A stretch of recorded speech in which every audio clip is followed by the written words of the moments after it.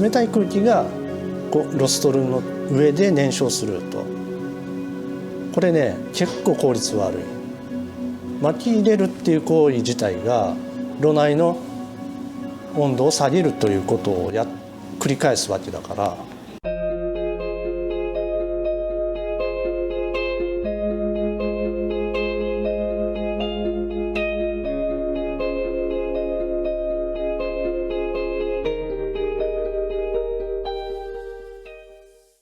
で煙突はこれぐらい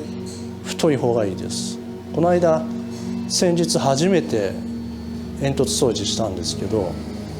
5リットルぐらいしかすすがなかったです。150ミリパイのシングルの煙突だとワンシーズン中に20、30リットルぐらいはすすが出ます。ものすごく煙突の燃焼効率、この大口径だと効率がいいです。なので、まあ一般的な、ね、ちょっとインテリアとしてもいい薪ストーブ、外国産のヨーロッパのにも共通するんですけど、煙突の太さは太い方がいいという話です。で僕使ってるのは、まあ、いわゆる新潟燕三条の本間製作所が日本の、一般的な煙突とかちょっとした焼却炉とかもみ殻燻炭機とか何でもねこういうものを作られてるんだけど、これスパイラルダクト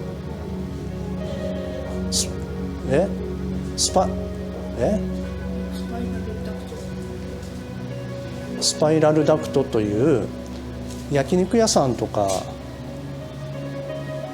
排煙装置の部材です。煙で基本的に熱を加えるとあんまりよろしくはないけど、基本的には同じ鋼材でできているのでおすすめします。扱いがいい。まあ、耐用年数とかねもちろん低いです。金属製なので腐食していく、熱で燃やして酸化させていくわけだから。でレンガは永遠に使い続けれると。いくらでも改良の余地はあるし、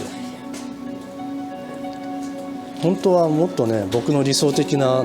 形にしていきたいんだけどね。まあ例えば、煙突の今話しましたけど、この空気取り入れが冷たい空気が入っていくので、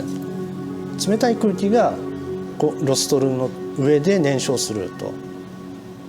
これね結構効率悪い。巻き入れるっていう行為自体が炉内の温度を下げるということを繰り返すわけだから、基本ガス発生よりも効率悪い。だって物を入れて物からガスにさせるっていうのが薪なので、その中間を取り除いたのが炭。またね炭で窯を焼いてたんじゃないかっていう話はまたちゃんと話しないといけないけど、しなあかんね本当にちっともしれん。一番そこが僕の真髄的な窯焼きの真髄がそこにあるんやけど、でつまり、ガソリンの発火でもそうだけど、気化した状態が続くのが一番最も効率がいいと。エンジン燃料による燃焼、つまりエンジンじゃないわ、自動車ね、あれもうピストンがもう常に動き続けて、あんなパワーを引き出していくっていうのがエンジンでしょ。飛行機でも何でも。薪を入れるっていう行為自体がおかしいんやね。それもそうなんで空気穴もそう、冷たい空気が入って冷たい薪を燃やすっていう、もう一番最初の時点でおかしい。